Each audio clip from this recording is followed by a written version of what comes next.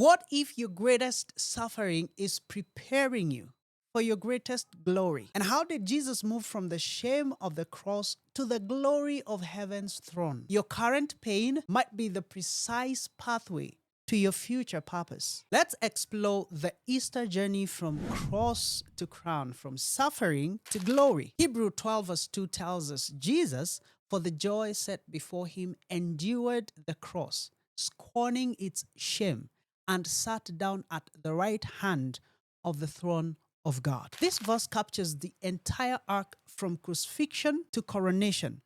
The Easter story isn't just about a death and resurrection.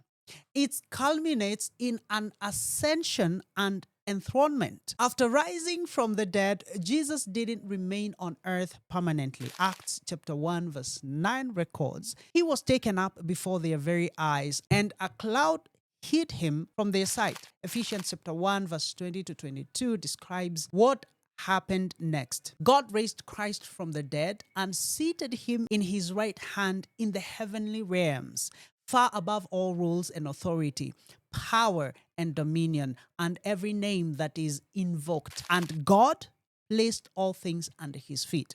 This progression from cross to crown reveals a profound spiritual pattern. Suffering precedes glory.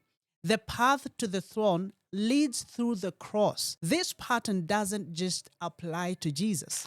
Romans 8:17 tells us, we are heirs of God and co-heirs with Christ, if indeed we share in his suffering, in order that we may also share in his glory.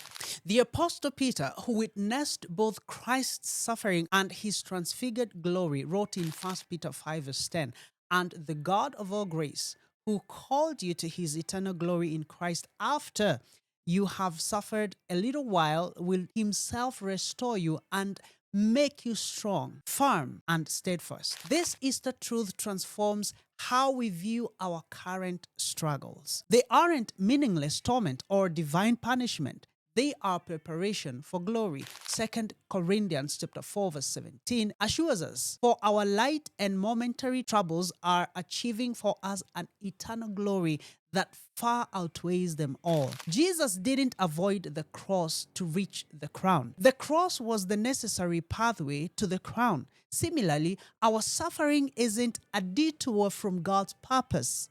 It's often the direct route to it. Philippians 2 verse 5 to 11 outlines this divine pattern. Christ's journey went from equality with God to emptying himself, to human likeness, to servanthood, to death on a cross, and then exaltation to the name above all names, to universal worship. The descent preceded the ascent.